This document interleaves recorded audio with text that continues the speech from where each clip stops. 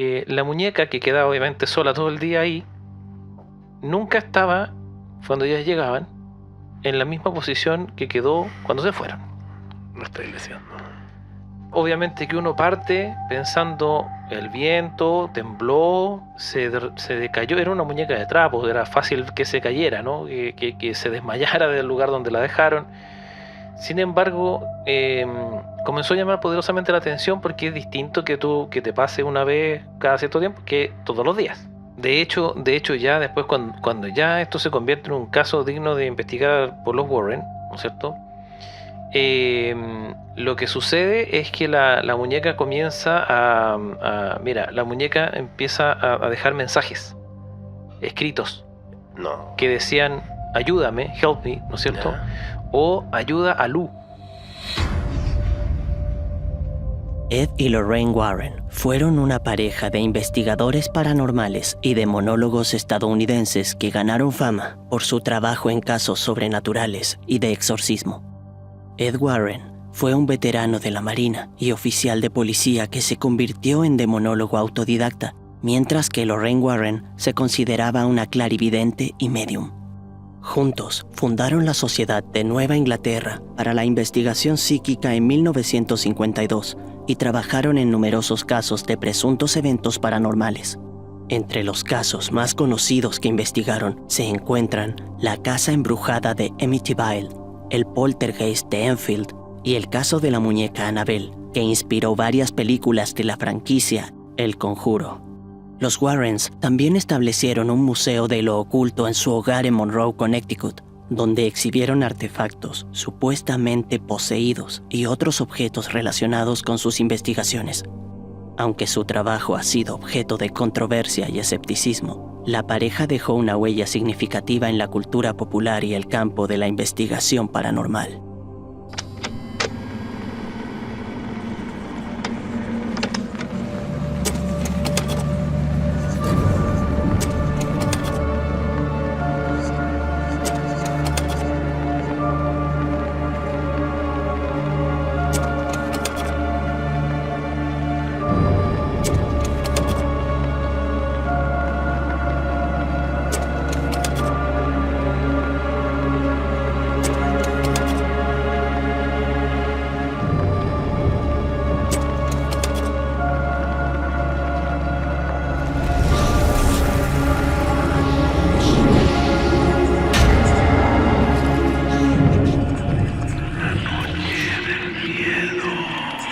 ¿Cómo están ustedes? Bienvenidos a una nueva edición de La Noche del Miedo. Gracias por aceptar la invitación que ustedes ya saben, ¿no? Que es de cada semana asustarnos juntos un ratito.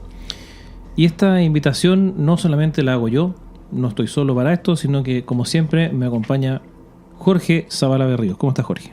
Bien, Felipe, gracias por la invitación de toda la semana. Todas las semanas, ya tú sabes. Hoy día, hace tiempo que no lo decía, pero hay un programa especial. Justamente. Hoy día, bueno, lo que pasa es que hemos ido, podríamos decir, subiendo el nivel de miedo, ¿no? En los últimos programas. Claro. Hemos tenido muy buen material y hemos tenido muy buena respuesta de ustedes también, así que aprovechamos nuevamente de agradecer por su fidelidad, compañía y por estar ahí, como siempre. Así que eso primero que todo. Y para premiarlos justamente hoy día sí que tienen que afirmarse. ¿Sí o no, querido Jorge? Hoy día sí que tienen que estar atentos, tienen que prevenir los juegos mentales, sí. Porque lo que hoy día les traemos, vamos a desclasificar y vamos a abrir, ¿no es cierto?, unos archivos muy especiales, ¿o no, querido Jorge? Claro, estamos hablando de los archivos de los Warren, de Ed y Lorraine. Justamente. Muy conocido por las películas.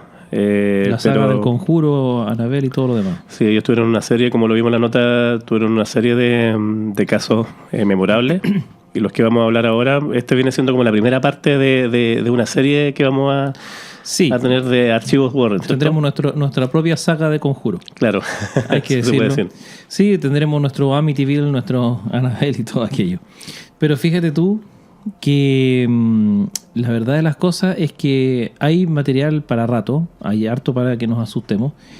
Y hoy día vamos a abrir esta pequeña caja de Pandora. Si me con los permite archivos hacer Warren. un disclaimer. Por supuesto, hay que partir por ahí. Lo hablábamos fuera de cámara, ¿cierto? Correcto. En esta investigación previa que nosotros hacemos, descubrimos historias que son bastante oscuras y el disclaimer netamente se trata de que los temas que vamos a hablar acá muchas veces afecta psicológicamente a las personas. Así es.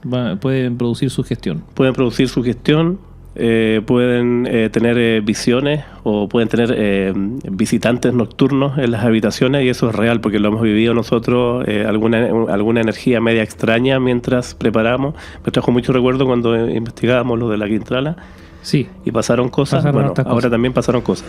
Así que eso, estén atentos, chiquillos, traten de no sugestionarse y Correcto. disfruten este Relájense, duerman relajados, no se preocupen por las pesadillas, Claro. al menos no a priori. Así que eso, dicho esto, entonces nos adentramos en el tema. La verdad de las cosas es que tenemos hoy día, particularmente vamos a hablar 2 casos, o sea, 4 casos en el fondo, 2 casos cada uno, Claro. acerca de lo que son estos archivos Warren, ¿no? Porque, por lo menos en mi caso, yo he investigado acerca de uno de los objetos más desconocidos del Museo Warren y uno de los más conocidos también. Ese icónico museo. El icónico museo que está en la casa de los Warren en Connecticut, Estados Claro. Unidos. Lo vamos a visitar. Hay que ir. Hay Sí. que ir, lo hemos decidido, ya lo hemos decretado en este instante, así que en algún momento la Noche del Miedo estará haciendo su nota desde allá. Claro. Hay que decirlo. ¿O no, querido Jorge? Sí, pues. Ahora, cuéntame tú qué es lo que nos trae, Jorge. Bueno, 2 casos que son realmente espeluznantes. Acá siempre suele pasar de que los que hemos visto las películas de la saga del Conjuro y todas las que se apartan un poco, entre comillas, como a modo de spin-off, Claro. pero que están dentro del mismo universo. Sí. Hay una que me impacta mucho, que es la historia de esta monja. La monja. Sí, la monja que aparece en una de las películas, ya olvidé de cuál es. Bueno, hay una que se llama La Monja, de hecho, Claro, pero es del universo del Conjuro. del universo del Conjuro, justamente. Claro, que se habla mucho de la monja Balak. Ahí vamos a hablar por qué. Pero la historia real ocurre en Borley, en la parte sur de Inglaterra. Es muy escalofriante esta historia. Sí, en el sur de Inglaterra, en el siglo XIII, aproximadamente se establece una abadía Ya. católica. Un poco de historia. Inicialmente, luego del imperio, de la caída del Imperio Romano y de los remanentes romanos que habían en las islas de la Gran Bretaña, se establece el cristianismo como religión principal. Correcto. Por ende, en el siglo XIII es muy plausible que hubiesen abadías católicas. Todo ese tipo de instalaciones. Claro. Después de los siglos posteriores, ustedes sabrán que Enrique VIII, el rey de Inglaterra, Enrique VIII, al tratar de divorciarse, Para volverse al a casar. volverse a casar, pide la autorización del Papa, y el Papa le dice que no. Entonces el rey, siendo rey, dice: ya, yo sé que a partir de ahora yo voy a ser el sumo pontífice de esta nueva iglesia que vamos a formar, que terminó siendo la iglesia anglicana. Así de simple. Así de simple, Ahora yo soy el Papa, listo. exactamente. Listo. Pero bueno, fuera más o menos para dar el contexto histórico, entonces tenemos que en el siglo XIII, siglos antes de que pasara esto con Enrique VIII, se establece más o menos en esa época la abadía de Borley. La historia se empieza a poner un tanto oscura acá. Estamos hablando del año 1300 aproximadamente, ¿cierto? Claro que sí. Habían monjes y monjas. Por supuesto, como establece la religión católica, obviamente ellos conviven de forma separada, ¿cierto? Exacto. Aquí ocurrió algo de que supuestamente, cuenta la historia, que una monja y un monje tuvieron un amorío sexual. Que para la época era un escándalo absoluto. Y yo creo que hasta la época de ahora viene siendo escándalo en la iglesia, ¿cierto? Sí, pero ya no extraña tanto. No extraña tanto. En esa época era digno de... Claro, era el pecado, uno de los pecados más grandes. Exacto. Son descubiertos ellos y sus superiores eligen dar un escarmiento ejemplar para además escarmentar a todos los demás monjes y a las demás monjas. Esa palabra ejemplar me suena a grave, ¿no? Sí. Es Los una condenan a cosa- muerte. Es una cosa demasiado, no sé, desproporcionada, quizás pensamos ahora, pero Sí. insisto, estamos hablando de 1300, 1400. Claro. En Son fin. condenados a muerte. Son excomulgados. El monje es muerto, le cortan la cabeza, decapitado. Decapitado. Y si te pones a pensar, ya, decapitado, muere supuestamente de inmediato, no hay nada más que hacer, pero el castigo para las monjas fue terrible. Ella fue condenada a morir, pero la enterraron viva, y la enterraron, si se puede decir, en las paredes de la abadía. En las Viva. paredes. O sea, es como que la encerraron más bien. Claro. La pusieron dentro de un muro. Sí. La pusieron dentro de un muro de la abadía, viva, y después, por supuesto, muere. Si ya ser enterrado vivo en el interior de una caja, ¿no es cierto?, es desesperante. Imagínate lo que es estar en una muralla. Claro. Entonces aquí nace esta especie de maldición porque siglos después, en los años 70, el caso, luego de innumerables reportes de apariciones, fenómenos poltergeist y cosas extrañas en las ruinas de lo que fue la abadía, y en la iglesia que se establece ahora en el lugar, los reportes hablan de la aparición de espectros, de un monje sin cabeza y de una monja atormentada, que viene un poco a recordarnos esta historia que acabamos de escuchar. Bueno, hemos hablado en capítulos anteriores que las muertes trágicas, ¿no es cierto?, siempre son una suerte de generador de este tipo de actividad paranormal. Exactamente. En los años 70, entonces, esta abadía de Borley llega a oídos de los Warren y ellos deciden involucrarse en el caso lo más profesional posible. Recordemos que Lorraine, sobre todo, era una medium, entonces muy sensible también, como nuestra Evita. Claro, justamente. muy sensible a estos fenómenos. Y deciden investigarlo, llegar a Inglaterra y piden ayuda de fotógrafos profesionales, porque con la idea de poder hacer algún registro fotográfico con película 35 milímetros, sensible a la luz e infrarroja. Infrarroja. Sí.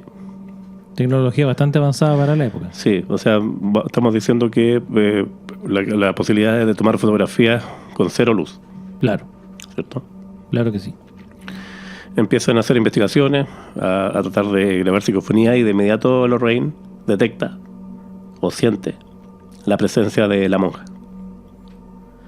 Pero no la percibe atormentada, como se contaba. ¿Ya? La percibe diabólica. Ah, diabólica. Sí, Derechamente. sí. Logran tomar un par de fotografías. En la primera que estamos viendo ahora, se ve en el fondo ahí a Lorraine parada al lado de lo que es el altar de la iglesia, y se ve una especie de neblina al lado de ella. Claro. Según los investigadores, ellos establecen que esta neblina que se ve corresponde a la presencia de esta monja. Pero no se distingue. No, hasta la segunda foto. En la segunda foto, la que ustedes están viendo, se puede apreciar bastante bien lo que sería el perfil de una monja que está rezando, que va caminando por los pasillos. Ambas fotos son obtenidas con esta película infrarroja. Wow. Ahora lo que me llama a mí la atención y lo que me saca un poco y lo que me da miedo es que, claro, por un lado Lorraine, con su sensibilidad, dice que el espíritu de la monja es un espíritu siniestro. De principio. Claro. Y se establece, y aquí viene la parte más oscura, se establece de que, claro, claramente la monja, al ser enterrada viva, su espíritu nunca descansó. Claro. Y es más, el espíritu se transformó, si se puede decir, en un espíritu perturbado y enojado. Vengativo. Y aquí es donde entra un demonio conocido de los expedientes o de los archivos de los Warren, que es el demonio Balak.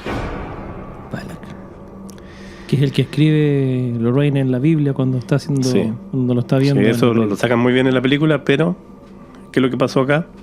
La monja perturbada renunció, por supuesto, como fueron excomulgados y con este castigo ejemplar, renunció al catolicismo, renunció a Dios y decidió aceptar al demonio. Y entonces de ahí su relación con el Claro. demonio este. Claro. ¿Qué te parece? Súper inquietante porque dentro de las historias paranormales, en lo personal, a mí me causa temor los fantasmas, que hemos tenido cientos de encuentros, Claro que sí. y los demonios. Es que esos son malos. Claro. Uno nunca sabe a qué Y atenerse. son casi incontrolables. Claro, o sea, se necesita gran poder, Claro. ¿no es cierto? A pesar de que el poder blanco siempre es más poderoso, para que la redundancia, que el negro, Claro. o el oscuro, si se quiere, es una... en realidad, la posesión o la presencia demoníaca es compleja. Y aquí estamos hablando, por supuesto, que imagínense sufrir ese castigo. Yo no me podría imaginar lo que es que te condenen a pasar a ser parte, estando vivo, de un muro. Claro.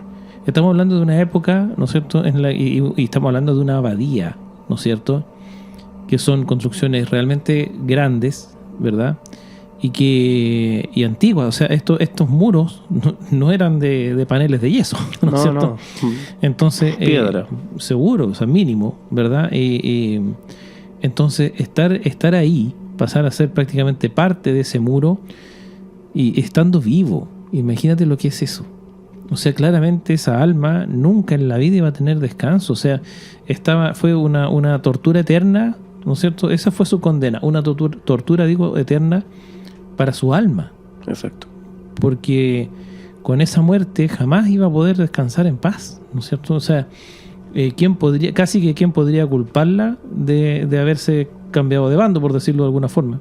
Pasar de ser una religiosa a ser una presencia demoníaca. Ahora recordemos que en esa época también, y posterior ya cuando fue la Edad Media, era común la quema de brujas, y lo que hemos hablado en otras Justamente. veces. Entonces los castigos ejemplares que se les daba a personas que se alejaban de la senda de Dios Claro.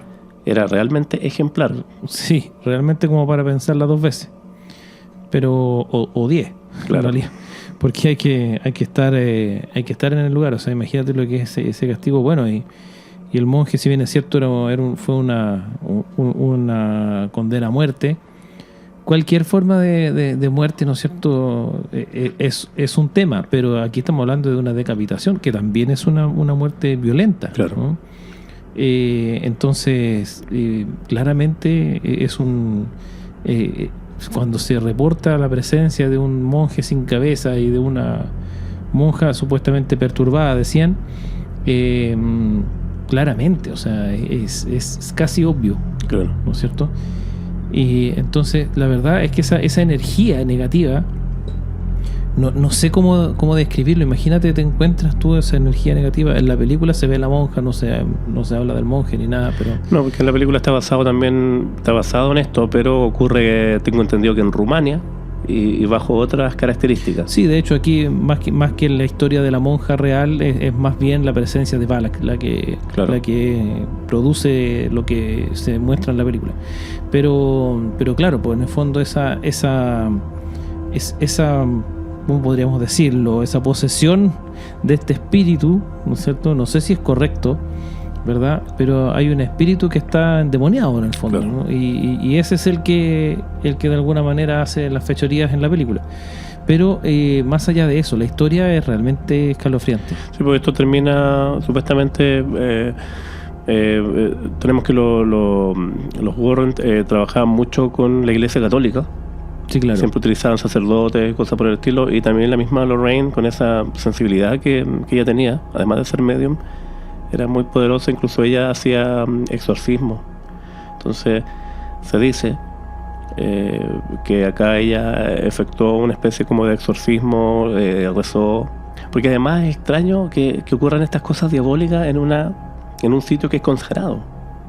Sí, ¿cierto? y que Una iglesia, una iglesia, y que además lo que pasa es que tenías que pensar que estaba poseyendo o se estaba aprovechando del espíritu de una monja. Claro. Eso debe haber una relación, ¿no?, entre esos dos hechos, pero más allá que eso es realmente una situación. Yo me trato de poner un poco en el lugar, ¿no sé?, de estos pobres condenados, y digo, chuta, no sé, hubiese preferido un balazo, ¿no es cierto? Claramente. Pero el nivel de castigo, el nivel de estrés, el nivel de energía negativa de esas almas, es como para que se quieran vengar contra el mundo. Claro, ahora, como bien decíamos recién, estos castigos, entre comillas, ejemplares, son normales en la época. Claro, Decapitaciones, pero más hogueras. allá de que fueran normal o no, o sea, igual el sufrimiento es demasiado. Es que eso se trata, porque se supone que a través del sufrimiento ellos alcanzan el perdón, entre comillas. Bueno, no sé qué tan así sea.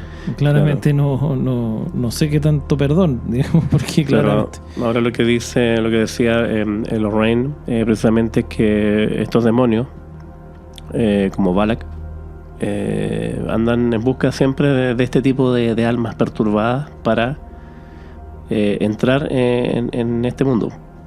Claro, es como el medio. Exacto. A pesar de que porque hay que consignar que los demonios son ángeles caídos en el fondo. La mayoría de ellos, por no decir todos, ¿verdad? Claro. Según la tradición católica. Ex ángeles, ¿no? Claro, según la tradición católica, y que aparece en este libro que hemos hablado harto con la Evita, que es el Grimorio de Salomón, que es este libro mágico centenario. Ahí en una de sus hojas hay como un listado de demonios que se han hecho presentes en la historia de la humanidad muchas veces, y además te enseña cómo eliminarlos, cómo echarlos. Exactamente. Pero la persona que los echa tiene que tener ciertas características especiales, ¿no? Cualquiera puede demonio. hacerlo, claro. Y ahí habla de Balak, que es representado por un niño con alas. Querubín. Claro, una especie de querubín, un niño con alas, pero va montado en una especie de dragón. A pesar de que se supone que le fueron retiradas sus alas. Claro, porque la historia dice que los ángeles caídos, precisamente Dios les arranca las alas y los manda al infierno, Claro. o a la tierra. En este caso, Balak es representado por un niño con alas, montado en un dragón, pero que él es el comandante de un ejército de demonios. Muy, ¿cómo se llama? Contradictorio la... Claro, ahora no me gustaría averiguarlo. No es como para que entremos en ese tema. No. No nos vamos a poner a investigar si es o no es. Pero el tema es claramente que este demonio, bueno, como todos los otros, son, como decíamos, ángeles caídos, y intentan acercarse, porque su objetivo es entrar al mundo de los vivos y hacer de la suya. Y devorar almas, po. Justamente, y acá, ¿no es cierto?, estamos hablando de que utilizan este espíritu de esta monja altamente perturbada, muy fácil, ¿no?, de engañar, por decirlo así, y la idea es llegar a este mundo, y es ahí donde se producen situaciones como lo que hablábamos también en el capítulo anterior sobre la Ouija, ¿no?, donde se abren estos portales que son verdaderos facilitadores para quienes están en el otro lado tratando de hacer estas cosas. Claro. Y a mí no me deja de perturbar, hablo de forma personal nuevamente, Porque este tipo de temas a mí me da mucho miedo. De hecho, antes de empezar el capítulo, yo le estaba escribiendo por WhatsApp a la Evita que nos diera como algunos tips para protegernos, porque es una cosa que es real. Exacto. Es real hablar de esto e investigarlo y vivirlo. Así es, uno tiene que estar protegido contra este tipo de... Las fuerzas del mal existen. Claro. Y hay que estar preparado. Ahora, en este caso, ¿no es cierto? Ahí estamos hablando de un demonio que intenta, ¿no es cierto?, llegar al mundo de los vivos a través de esta alma perturbada. Pero no es el único caso. A ver. Si nos vamos yo les decía que investigamos, en mi caso, uno de los objetos más desconocidos del Museo de los Warren. A mí me llama mucho la atención el Museo de los Warren. Y uno de estos objetos es una suerte de escultura, podríamos decir, que son unas manos en un gesto como de oración, ¿no? Okay. Y ¿cuál es la historia de este objeto? Es algo bastante similar a lo que hablábamos recién con la monja, pero tiene sus diferencias. Principalmente se trata de que una familia, ¿no es cierto?, la familia Frankfurt, empieza a vivir situaciones extrañas. ¿Esto en Estados Unidos? En Estados Unidos. Okay. Empieza a vivir situaciones extrañas. ¿De qué tipo? Del tipo que un hombre, bueno, llamado Eric Frankfurt, ¿no? Él tenía un hijo pequeño llamado Daniel, ¿ya? Y ¿qué es lo que sucede? Sucede que Eric empieza a notar ciertos comportamientos extraños en el niño, ¿ya? ¿Qué comportamiento extraño? Era un niño pequeño, de pocos años, de los que apenas hablan, ¿no es cierto? Y él de pronto comenzó a pedirle a todo el mundo, a sus papás, a quien fuera, que le acercaran un objeto.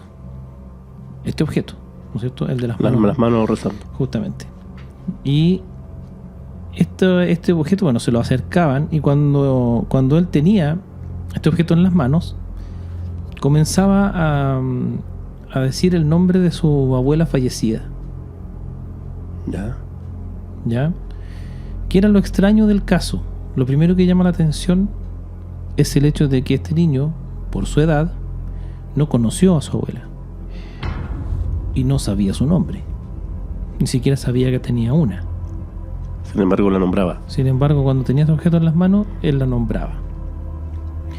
E incluso el asunto se agravó cuando en una ocasión Eric encuentra en la madrugada al pequeño Daniel con el objeto en las manos, susurrando palabras, hablando, pero usando una voz que no era la suya. Una voz mucho más gruesa, digamos, como de adulto, ronca, ¿no? Estamos hablando de un niño de no más de pocos años, ¿no? Claro. Entonces, ¿qué es lo que sucede? Sucede que aquí es donde comienza la intervención de los Warren, porque Eric contacta a los Warren precisamente dado que esto ya no era normal, y además se repitió varias veces. En circunstancias que vienen los Warren, ¿no es cierto?, acuden a revisar este caso y se dan cuenta,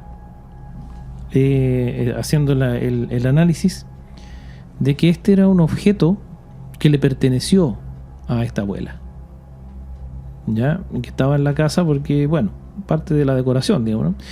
Pero ese objeto le había pertenecido a esta abuela. O sea, es normal que esté en la casa. Era normal que estuviera en la casa. Uh-huh. Ya, a nadie le llamaba la atención hasta que el niño comenzó a pedirlo, de que de todos los objetos de la decoración el que quería era ese, y lo que acabamos de comentar. Entonces sucede que una de las primeras cosas que llama la atención era por qué en los igual pocos años, pero durante la vida del niño no le habían contado acerca de esta abuela. Eso ¿verdad? es lo inquietante. Primero que todo, entonces le preguntan a los Warren, ¿no es cierto?, por qué no le habían contado de la abuela. Y ahí Eric, casi avergonzado, ¿no es cierto?, señala que era porque esta abuela en alguna época de su vida, atormentada por situaciones X, ¿no es cierto?, fue como, entre comillas, engañada y terminó inmersa en una suerte de secta de adoradores del lado oscuro, digámoslo así, ¿no? Déjame estar de nuevo. ¿Ya? Y el asunto es que toda esta situación se produjo, supuestamente, debido a que esta abuela intentaba, a través de este objeto que era preciado para ella, intentaba comunicarse principalmente con su hijo. ¿Por qué? Lo que pretendía era disculparse, tratar de pedir disculpas, el perdón. de pedir perdón, ¿no es cierto?, por estas malas decisiones que tomó estando en vida y que podrían haberlo afectado de alguna forma. ¿Ya? Pero ¿cuál era el problema? Incluso Lorraine, estando en esta investigación, en un minuto, así fantasmagóricamente, de pronto aparece esta abuela frente a ella. Y esta aparición, muy apurada, así como muy rápido, empieza a decirle todo esto. Que su idea era comunicarse a través de este objeto con su hijo, pero que llevaba tiempo tratando de hacerlo y no había resultado, hasta que decidió probar suerte con el nieto, ¿no? Y el niño sí tuvo la sensibilidad de notar esto. Entonces, hasta ese minuto no había tenido éxito. Y el asunto es que en estos intentos de la abuela, como había pasado a adorar al lado oscuro, era vigilada de cerca por una entidad maligna. No podía ser de otra forma. ¿No es verdad? Y como era vigilada de cerca, fue obviamente fue descubierta en su intento por esta redención, ¿no?, de parte de su familia. Y eso significó entonces que el objeto que ella estuvo utilizando para poder tratar de comunicarse, ¿ya?, porque fue ella la que habló con el niño y le contó que ella era su abuela y su nombre y toda la historia, ¿ya? Este objeto ahora, debido a la intervención esta demoníaca, había quedado, como entre comillas, infectado con las fuerzas demoníacas. Por ende, debían eliminarlo inmediatamente de la casa, ¿no es cierto?, y para que no afectase a nadie más. Y mientras esta abuela ahí frente a Lorraine le dice todo esto, empieza a ser consumida por sombras oscuras y desaparece. Se la llevaron definitivamente. Justo a tiempo logró su objetivo, que era comunicarse. No sabemos si finalmente Eric perdonó a la abuela, pero por lo menos logró comunicarse como ella quería, y a través del nieto. ¿No es cierto? No es primera vez que los niños se contactan ahí. Sí, siempre ellos tienen una sensibilidad especial precisamente por estar, entre comillas, más descontaminados, ¿no? Claro. Entonces, ¿qué es lo que sucede en este caso? Este objeto, ¿no es cierto?, termina maldito, ¿verdad? Y es entonces cuando los Warren lo toman y se lo llevan a su museo. Y está en el museo. Está en el museo, ¿verdad?, de los Warren ahora, y es el objeto en el que esta abuela ahora ya seguramente en la llama eterna, ¿no es cierto?, está digamos, fue ya no está ese espíritu, pero ese objeto sí está maldito, endemoniado, digamos, está maldito, y por eso ella precisamente lo que dice es que se lo lleven de la casa. Ahora, la lógica de esta abuela de pedir el perdón, ¿no dice ahí o sacan alguna conclusión de que si ella pedía perdón podía salvarse de esta entidad demoníaca? Yo creo que era su intención, ¿no? No. Pero como logró comunicarse, pero no necesariamente el perdón de Eric ni de su familia, entonces a lo mejor no resultó, no hubo tiempo. Por eso ya estaba apurada, ¿no? Este relato que Lorraine dice que la abuela le hablaba rápidamente, así como justo antes de que algo pasara. Y así fue, ¿cierto? Mientras ella comunicaba todo lo que Lorraine recibió, empezó a ser consumida por estas nieblas oscuras. Claro. Entonces, al menos logró comunicarse. Pero claro, al momento, al hacer esto ella y estar vigilada de cerca por estas entidades oscuras, el objeto terminó contaminado. ¿La habrá perdonado el hijo? Ese es un misterio. Por lo menos pudieron sacar el objeto ese de la casa. Claro que sí. Ahí el problema, entre comillas, queda resuelto. Pero de todas formas, es un misterio si la perdonó o no, si efectivamente estas sombras eran que se la estaban llevando definitivamente al fuego eterno. No sabemos. Claro.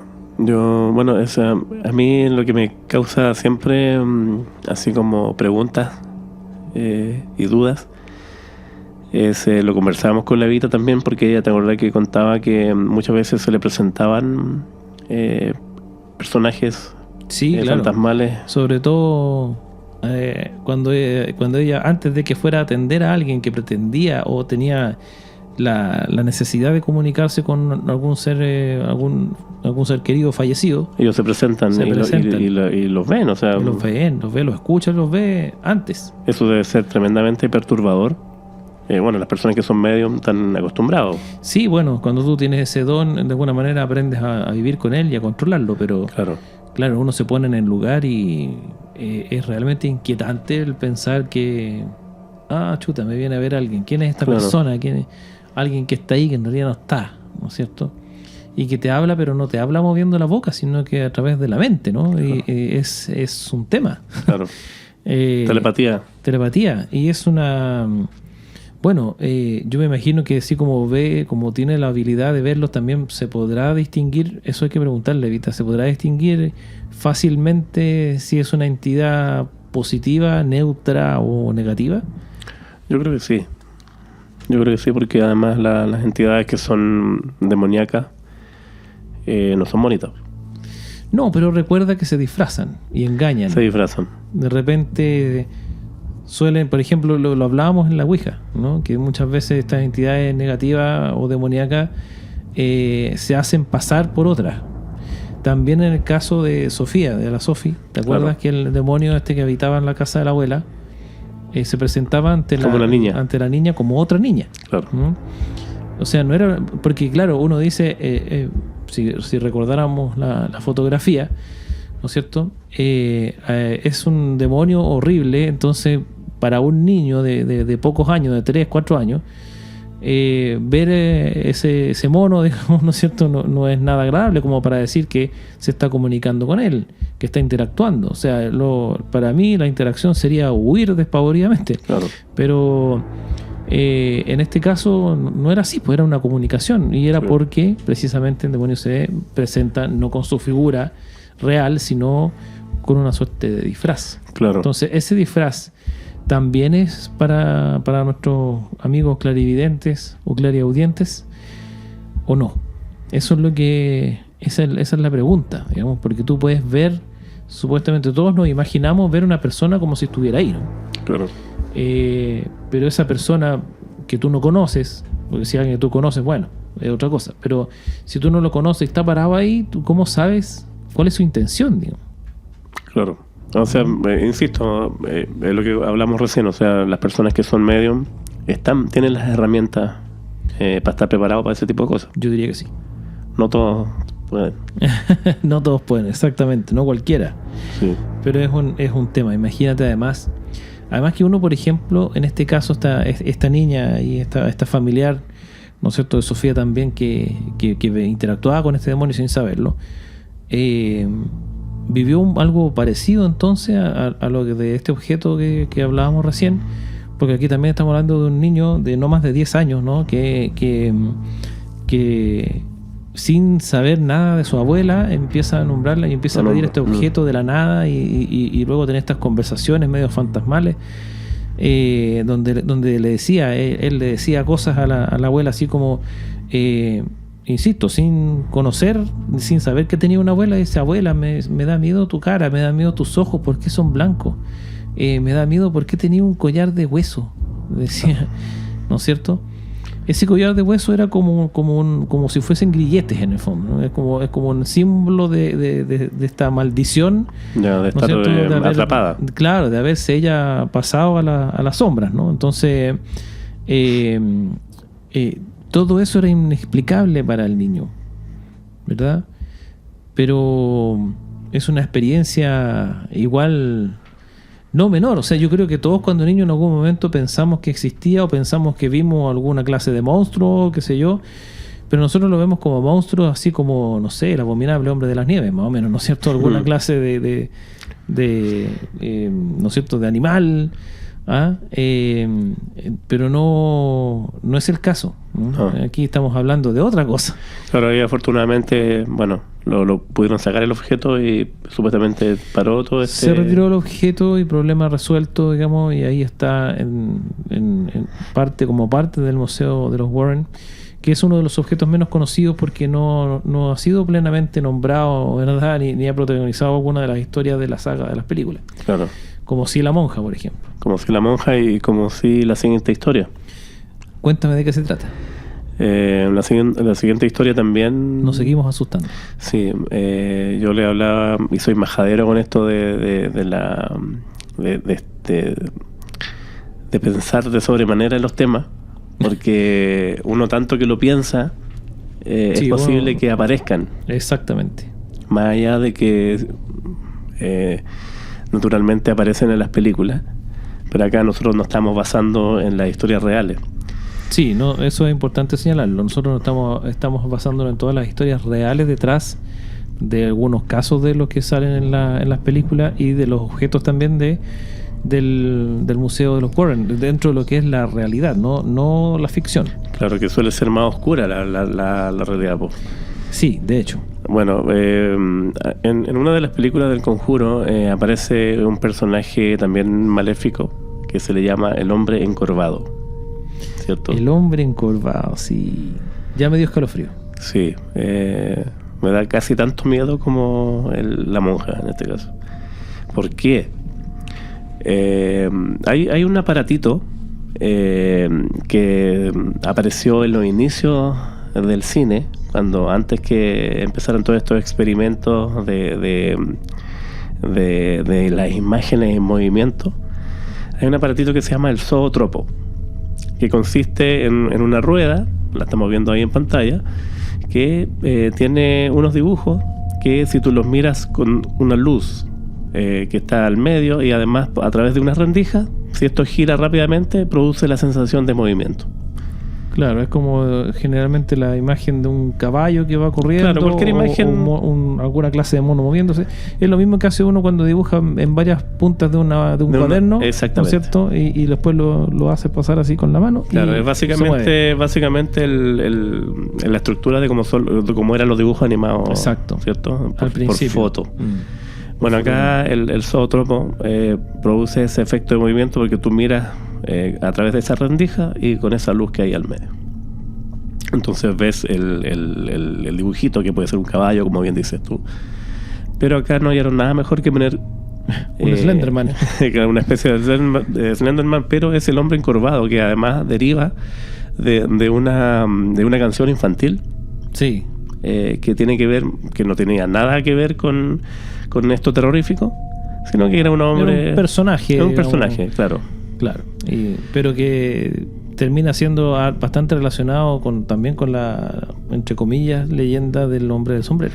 Eso es lo que vamos a ver ahora. ¿Por qué? Ver. Porque en Estados Unidos, un niño que se llamaba Tom Hawks, reiteradas veces le dice a sus padres, porque a él le regalaron este zootropo con esta imagen.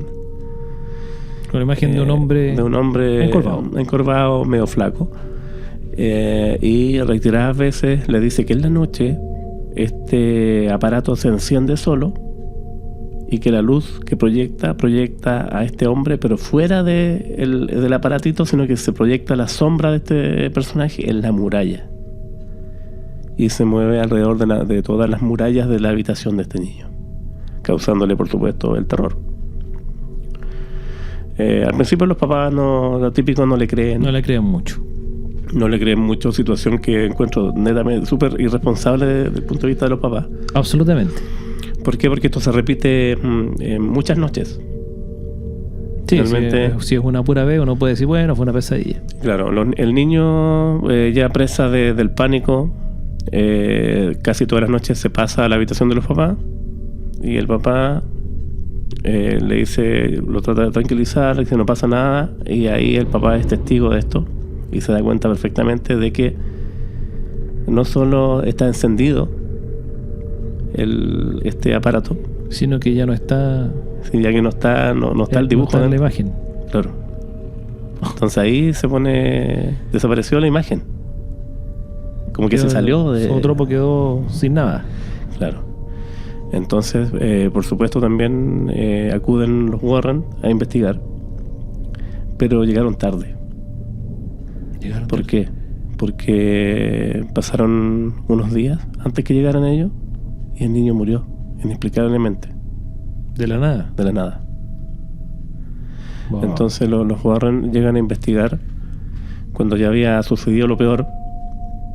No pudieron evitarlo, digamos. No pudieron evitarlo, pero Lorraine, por supuesto, pudo sacar sus propias conclusiones. De hecho, está comprobado de que nuevamente se hizo presente Balak En este mismo... en este mismo caso. Wow. Supuestamente, Balak fue derrotado por Lorraine en Inglaterra Exacto. y se hizo presente acá en este otro caso, años más tarde, como una especie de venganza, y logró matar al niño, se lo llevó, porque murió inexplicablemente. Y además está comprobado, de acuerdo a lo que dice Lorraine, de que este demonio que estaba personificando a este hombre encorvado, o que tomó la forma de él, también engañaba y jugaba con la mente del niño y de los papás. ¿Por qué? Porque ellos dicen que una vez apareció un sombrero debajo de la cama. Un sombrero como del hombre del sombrero. Claro. La Lorraine se lo pide a los papás y los papás lo buscan por todos lados y no existía ningún sombrero. Y era una visión que ellos estaban Una convencidos, una sugestión de que ellos estaban convencidos de que había habido un sombrero físico debajo de la cama del hijo. Y no había nada. No había nada. Finalmente se comprobó, bueno, los Warren se llevaron este zootropo vacío a su museo y supuestamente ahí quedó encerrado nuevamente Balak. Ahora lo que es perturbador acá es que, como bien decís tú, Felipe, se asocia mucho al hombre del sombrero, Sí. se asocia mucho a la gente sombra, Claro. que se les dice que hay reportes, sobre todo cuando ocurre la parálisis del sueño, y que aquí yo hablo con propiedad, yo lo he contado en otros capítulos, a mí yo sufro de parálisis del sueño y es efectivo que tú sientes presencias. A mí en lo particular cuando me da, yo siento que hay alguien en la habitación, pero atrás mío nunca veo, afortunadamente. Se supone que durante la parálisis del sueño, a todos ustedes que se sienten identificados o que les ha dado, hay reportes de la llamada gente sombra, que son imágenes de personas humanoides, pero son más oscuros que la noche. O el mismo hombre del sombrero, o cualquier otro visitante nocturno que aparece en las habitaciones. Y aquí también la sugestión. Se dice que cuando uno investiga esta historia, la historia del zootropo de los Warren, ¿Ya? se hace presente alguien en tu habitación en la noche. Suerte con eso. Suerte con eso. Por Dios. Bueno, es que es así.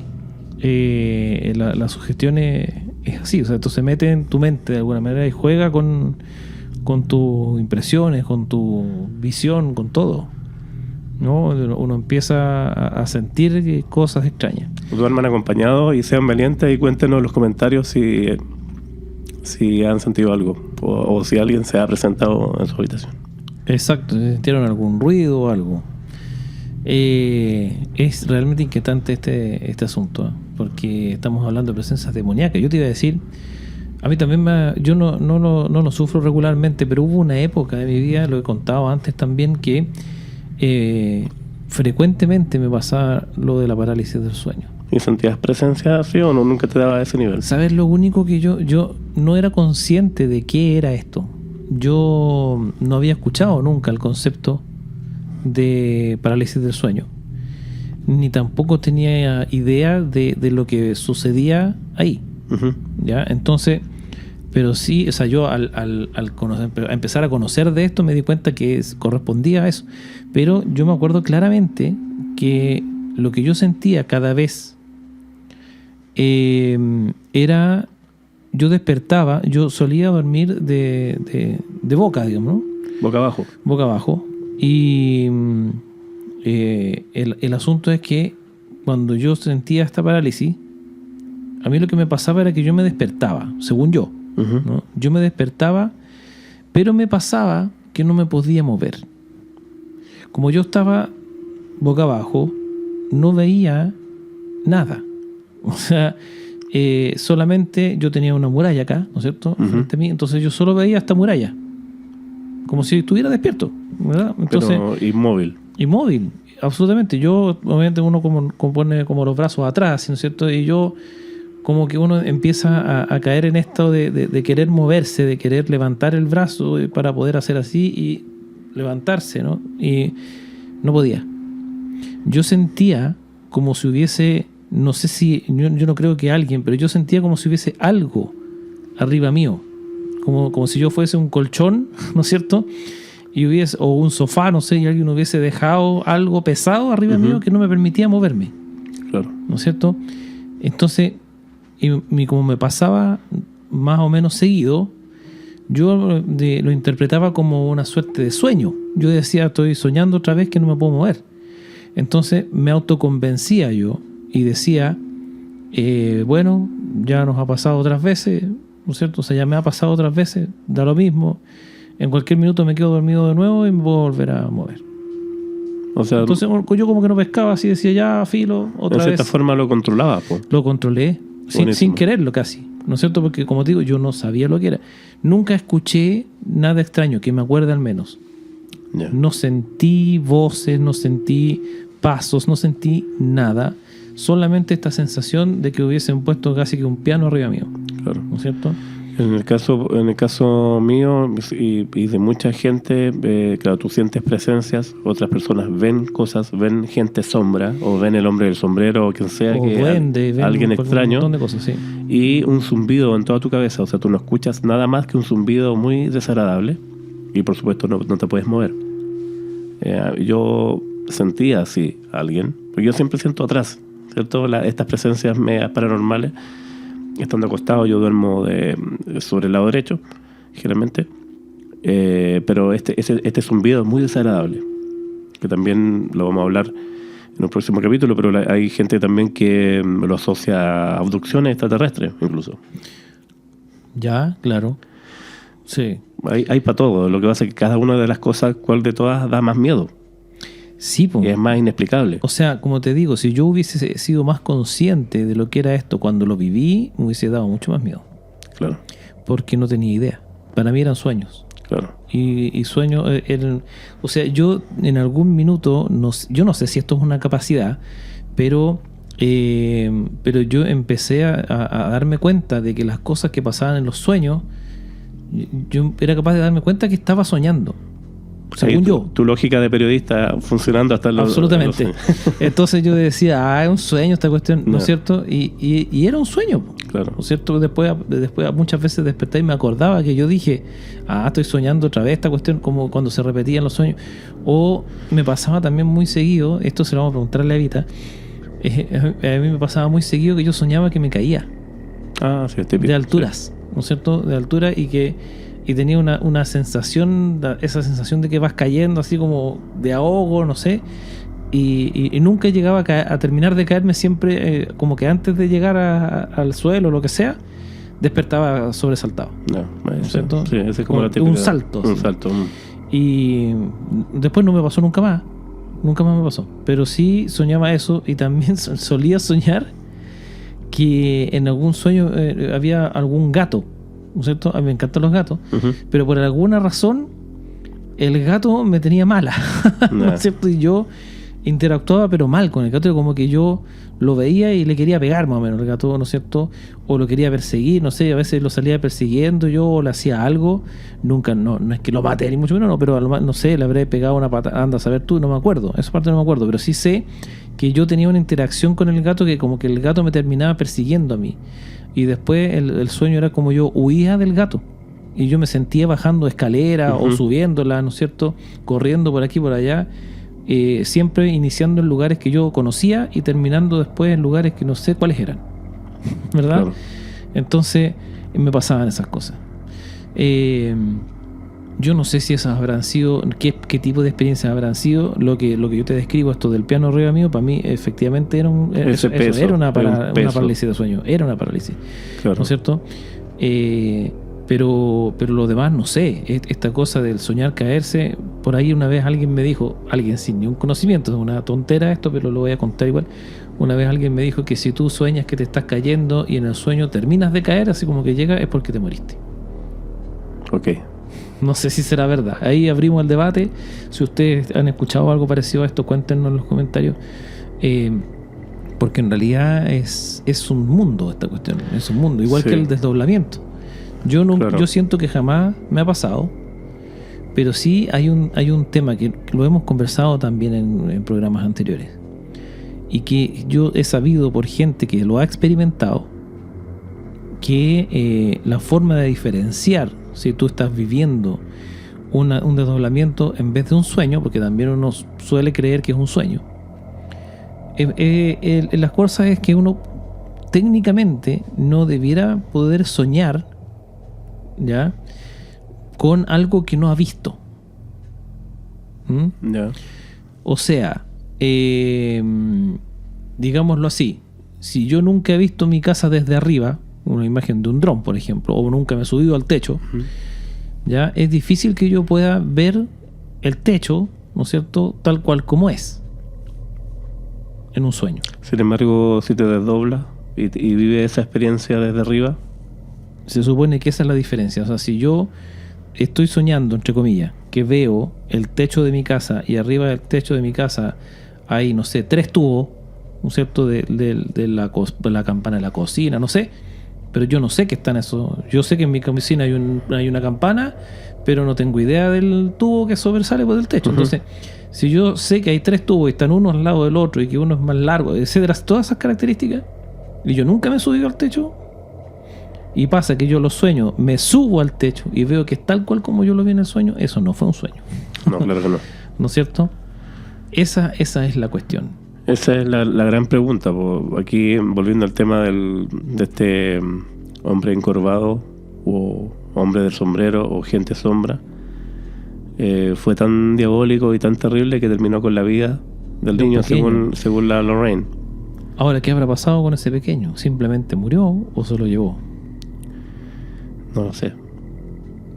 Es un misterio Es un también. misterio, pero afortunadamente este zootropo está en el Museo de los Está a Muertos. resguardo. Está a resguardo. Bueno, esa historia sale en las películas también, ¿no es cierto? Sí, sale. No tal cual, Claro, algunas modificaciones tiene, sí. pero sale. Sí, sí, sí. Y se habla de este zootropo en el museo también.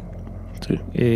Impactante historia, porque yo creo que todos en algún momento nos acordamos de alguna cuestión que vivimos cuando niños y que fue escalofriante.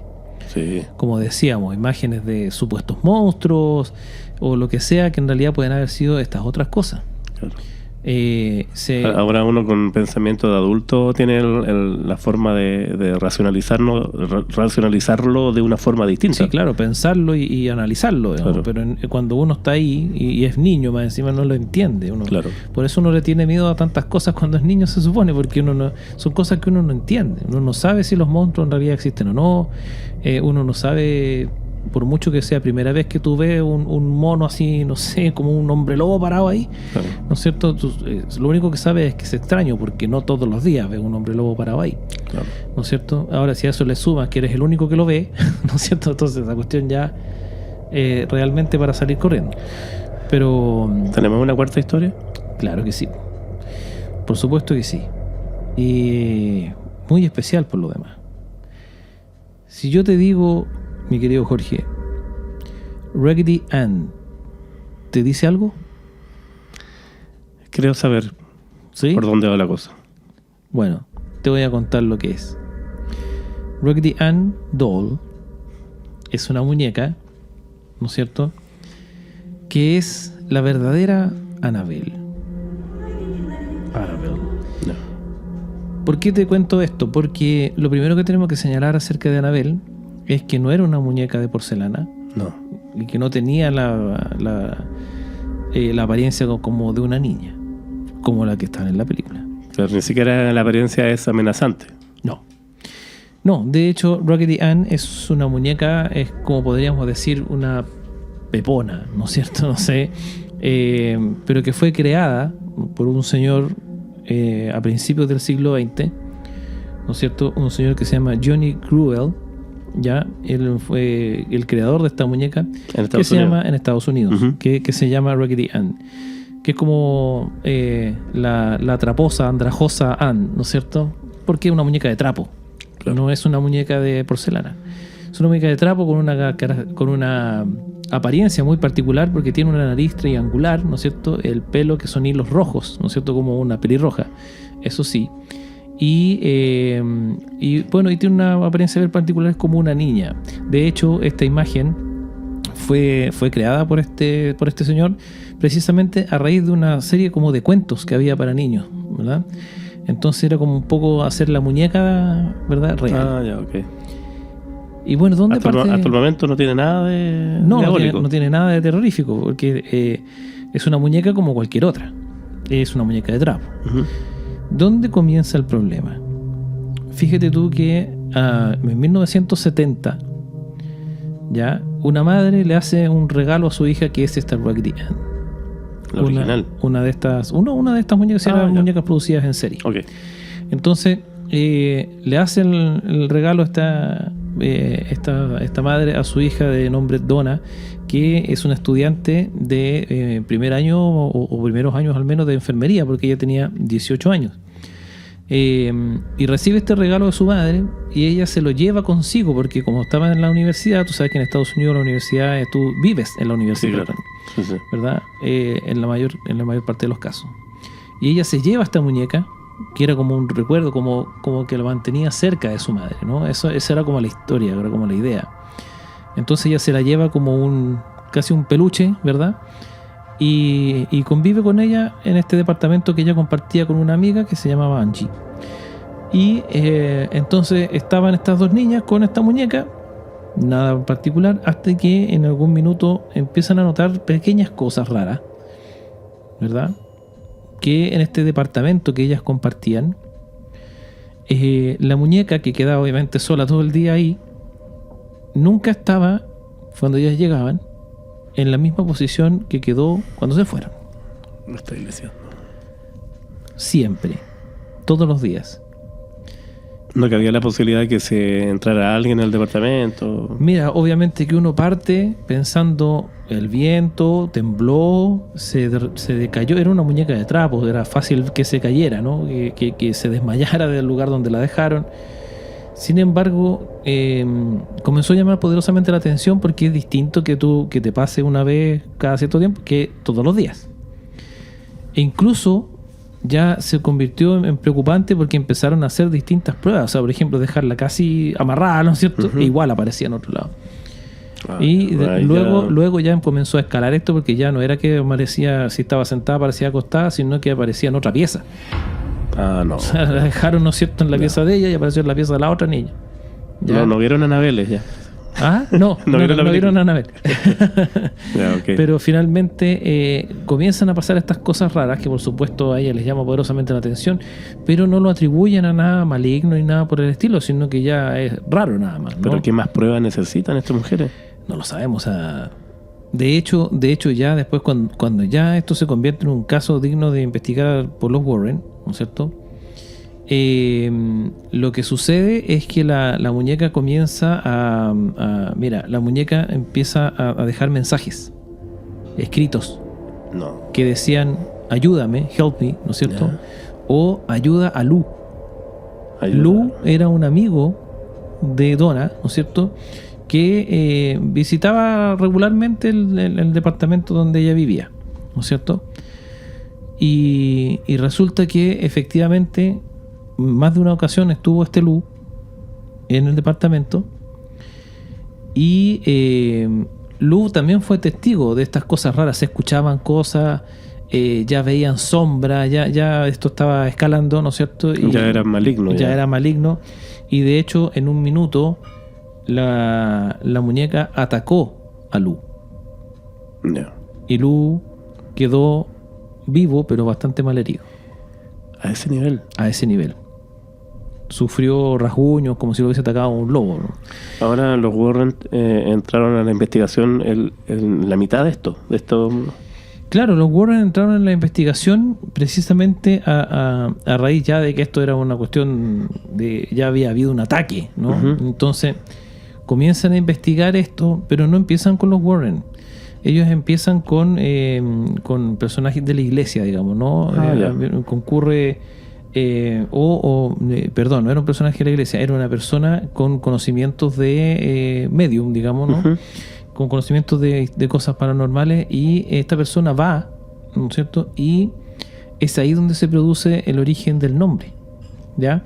Porque esta persona dice que en esa casa, en ese departamento, habitaba el espíritu de una niña de unos 7 años que se llamaba Annabelle Higgins. No. Y Annabelle Higgins había como que había poseído la muñeca. No. Y entonces vivía ahí. ¿Ya? Pero era una niña maligna, si es que ataca. Claro, o sea, era como las circunstancias así como detalladas, no es tanto, pero sí. A lo mejor era un demonio que se hacía pasar por niña. Lo que pasa es que la historia es que Annabelle Higgins no era tal, ¿no es cierto? Llegan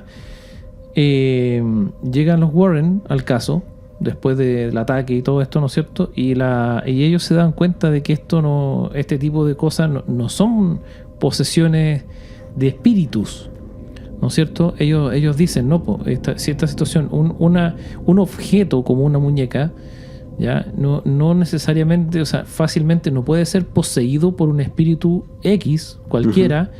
Y empieza a interactuar como si estuviera vivo a través de la muñeca. Ya, como Chucky, por ejemplo. Claro. Ya, eso no es algo que un espíritu común y silvestre, por decirlo de alguna forma, puede hacer. Entonces ellos dicen, esto es un demonio. Esto es una presencia demoníaca. Y ahí es donde comienza la investigación, ¿no es cierto? Y por ende el exorcismo también.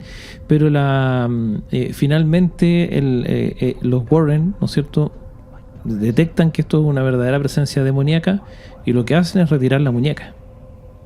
¿Ya? A su museo. A su museo. Ellos mandan a hacer una vitrina de madera pura, e imprimen el Ave María y el Padre Nuestro en esta urna, ¿no es cierto?, de esta vitrina, y encierran la muñeca con llave ahí, y se dice que incluso hasta el día de hoy 2 veces al mes concurre un cura a rezarle y tirarle agua bendita.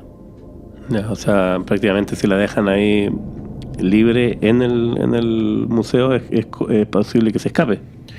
Sí, de hecho, o sea, de hecho hay un letrero dentro de la vitrina en la que dice warning, o sea, advertencia, esto es un objeto maldito, ¿no es cierto? No, sí. Peligro de posesión, no sé. Tiene una advertencia, dice no abrir, do not open, ¿verdad? Y, claro. y está con su advertencia ahí por algo, ¿no? Y desde esa época que ya está ahí a buen resguardo. Sí, sigue estando ahí, a pesar de que por ahí salió una fake news que decía que se la habían robado, no sé qué cosa. Pero, es poco probable. No existe. Está a resguardo en el Museo de los Warren. Que dicho sea de paso, el Museo de los Warren no es algo que esté abierto tampoco a todo público en todo momento.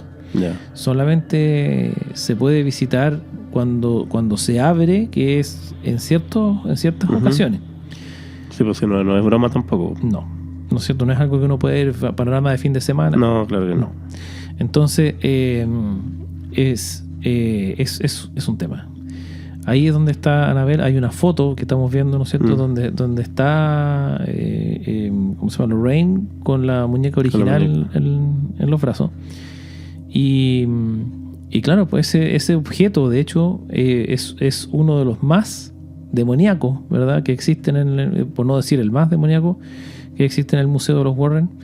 Porque si bien es cierto, a través de distintos objetos ha habido actividad demoníaca, qué sé yo, pero este es prácticamente el demonio cobró vida a través de este muñeco. Claro. Muñeca en este caso. Claro, la cambiaron un poco para la película para que pareciera más amenazante, pero... Sí, más... Claro, pero al fin y al sí. cabo, el demonio que posee los distintos elementos o figuras o las cosas que hemos hablado hoy día, claro, o sea, el demonio que se hace presente o la entidad que se hace presente da lo mismo que sea de una apariencia amenazante. Tenemos el caso de la abuela recién, que era unas manos rezando, o sea, eso no tiene nada de amenazante. Claro, ¿quién Eso tropo tampoco. ¿Quién iba a temerle a unas manos? ¿No? Claro. O no sé, o sea, de hecho el niño pedía el elemento, lejos de temerle, lo quería. Entonces, hay muchos otros elementos que están en este museo, hay muchas otras historias de los Warren, que son muchas. Pero en verdad todas tienen un poco en común esta actividad que no es solo paranormal, sino que hay mucho de maldad en estas cosas, porque ahí está la clave. Solo paranormal como en sí no es, o sea, no es solo una cuestión de que se apareció un espíritu, que un fantasma, que se comunicó una psicofonía, no es solamente eso. Poltergeist, así que... Claro, por último un poltergeist, ¿no es cierto? Que no sé, se mueve, se cayeron los cuadros, etcétera, etcétera. Son casi en la totalidad cuestiones demoníacas. Sí. Y eso es lo que les decía yo, y soy majadero en repetírselo, porque incluso ahora, la grabación de este programa, he estado sintiendo cosas. Yo no sé si han aparecido ruidos extraños. Vamos a revisarlo. Yo también sentí porque estamos completamente solos acá en esta parte del estudio, y yo no me siento solo. Y lo dije al principio, y por favor, cuéntenos ustedes si recibieron el mensaje. O escuchado claro, algo que nosotros no. Claro, o bien si apareció alguien en su habitación, que eso es lo que aparece, sobre todo cuando uno habla de estos temas, sí, y lo investiga. Cuidado con los espejos. Sí. Acuérdense, lo hemos dicho en ocasiones anteriores. Cuidado con los espejos, cuidado con todo aquello que refleje, no solamente los espejos, los vidrios, las teles, los celulares, ¿no es cierto? Las tablets, los black mirrors también sirven. Desde esa perspectiva hay que estar siempre atento y protegido, así que... Me gustó como volumen 1 de estos archivos de los Warren, que hayamos hablado de estas 4 historias. Se vienen más, por supuesto. No, esto es solo el inicio. Esto es solo el inicio. Hay más. Sí. Hay más de esto, porque como ustedes bien saben, la invitación es a seguirnos asustando. Claro, yo a diferencia de los innumerables capítulos que ya llevamos, ahora estoy 36, terminando 36, he terminado sugestionado. Y no me gusta eso. ¿En serio? Sí. Bueno, en el capítulo 37 te viniste a sugestionar. Claro. ¿No es cierto? Pero bueno, es así. Digamos, bueno, es así. Es parte de. Bueno, nosotros prometimos que esta temporada se venía fuerte. Sí. Y aquí estamos. De hecho, tenemos preparadas más sorpresas para lo que va quedando de esta temporada, que lo vamos a alargar un poco en pos de cumplir ciertos objetivos. Además que estamos en deuda con ustedes porque por ahí hemos faltado. Claro. Así que la vamos a alargar un poco la temporada. Pero la verdad de las cosas es que esperamos haber cumplido con asustarlos un rato, ¿verdad? Porque nosotros nos hemos asustado. Así que ojalá que a ustedes también les hayamos transmitido esta sensación de bueno, no queremos que se sientan mal. No, esto de asustarnos es porque nos gusta el tema de sentir estas inquietudes, ¿no? Por algo ustedes nos acompañan acá, pues. Claro que sí. Nosotros no estamos tan solos, querido Jorge. No, pero hablo de nuestro público, no de otras cosas. ¿Ah? Así que los vamos a invitar, si te parece, Jorge, a seguir suscribiéndose, compartan, denle like, comenten, ¿no es cierto? Cuéntenlo a sus amigos si a ustedes les gusta. Le vamos a mandar nuevamente un saludo a quienes son nuestros más fervientes televidentes u oyentes, ¿no es cierto? O seguidores. O seguidores, ¿no es cierto? Tenemos está nuestra amiga Carol, están las Marcelas. Marcela Arbuch, Marcela Repeto, Boris, Jorge, ¿no es cierto? Tienen ahí en llamas el chat. Eso, muy bien. Así que, bueno, se siguen sumando sorpresas que estamos preparando para futuras ocasiones. Hemos dicho que les debemos todavía a nuestro público salida a terreno, que ha sido complicadísimo, no hemos podido congeniar, pero lo vamos a hacer sí o sí. Incluso ahora seguramente iría con nosotros Evita, así que mucho más interesante todavía. Claro. Así que se viene eso, espérenlo, chicos, porque se viene. Y además en el próximo capítulo vamos a tener un invitado. No les vamos a contar todavía de quién se trata, pero sí lo pidió la gente. Lo ha pedido nuestro público. Sí. Así que nosotros aquí en La Noche del Miedo los escuchamos a ustedes.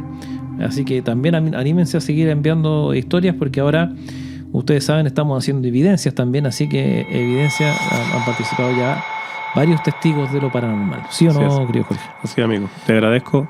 Muy buen capítulo y se cumplió el objetivo, por lo menos, de cumplido el objetivo. Cerramos por hoy los archivos de los Warren, ¿no es cierto? Pero es por este rato nomás. Hasta la próxima semana, ¿no es cierto? O hasta el próximo capítulo donde veamos nuevamente estos archivos Warren. Ahora a mimir, si es que pueden. Si es que pueden. Invitados entonces a tratar de dormir y a no perderse el futuro capítulo de La Noche del Miedo.